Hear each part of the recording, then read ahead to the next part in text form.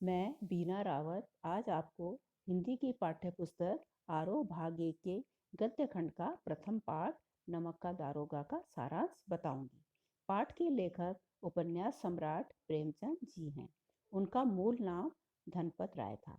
उन्होंने उपन्यास के साथ साथ कहानी संग्रह, नाटक और निबंध भी लिखे हैं। नमक का दारोगा प्रेमचंद की बहुचर्चित कहानी है, जिसमें धन के ऊपर धर्म की जीत को दर्शाया गया है।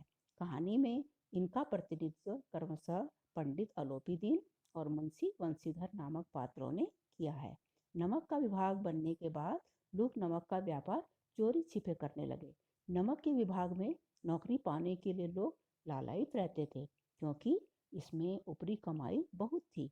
मुंशी वंशीधर भी जब रोजगार की खोज में निकलने लगे तो उनके अनुभवी पिता ने उन्हें घर की दुर्दशा तथा अपनी वृद्धावस्था का हवाला देकर नौकरी में पद को महत्व न देकर ऊपरी आय वाली नौकरी को बेहतर बताते हुए कहा कि मासिक वेतन तो पूर्णमासी का चांद है, जो एक दिन दिखाई देता है और घटते घटते लुप्त हो जाता है, जबकि ऊपरी आय बहता हुआ स्रोत है, जो कभी भी लुप्त नहीं होता।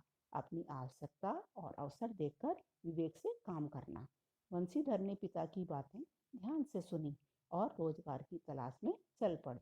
बुद्धि व भाग्य के कारण उन्हें नमक विभाग में दरोगा के पद पर नौकरी मिल गई। यह शुभ समाचार सुनकर घर में खुशी छा गई। वंशीधर ने 6 महीने में ही अपनी कार्यकुशलता व उत्तम आचार व्यवहार से अफसरों का विश्वास जीत लिया और उसकी तैनाती यमुना नदी के किनारे पर हो गई।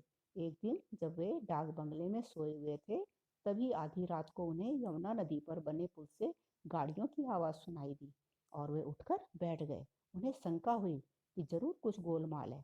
वे हवलदार बद्दू सिंह को साथ लेकर घोड़े पर सवार होकर जब वहां पहुंचे तो क्या देखते हैं कि बहुत सी गाड़ियां कतार में खड़ी हैं। पूछने पर पता चला कि ये पंडित अलोपीदीन की गाड़ियां हैं और वह इस इलाके का प्रसिद्ध जमींदार है, जो ऋण देने का काम करता है। तलाशी लेने पर पता चला कि उनमें नमक है। जब गाड़ी वालों ने पंडित के घर जाकर दरोगा द्वारा गाड़ियां रोकने की खबर दी तो पंडित अलोपीदीन जरा भी विचलित नहीं हुआ, क्योंकि उसे अपनी लक्ष्मी यानी कि धन पर बहुत विश्वास था। वे मानते थे कि न्याय नीति सब लक्ष्मी के हाथों के खिलौने हैं।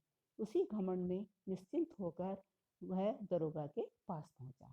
उसने वंशीधर की खूब चाटुकारिता की और धन का लालच देकर दरोगा वंशीधर को खरीदने की कोशिश की, किंतु वंशीधर पर तो ईमानदारी का नशा था।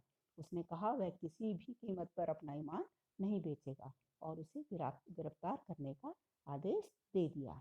पाठ का शेष सारांश हम अगले व्याख्यान में पढ़ेंगे।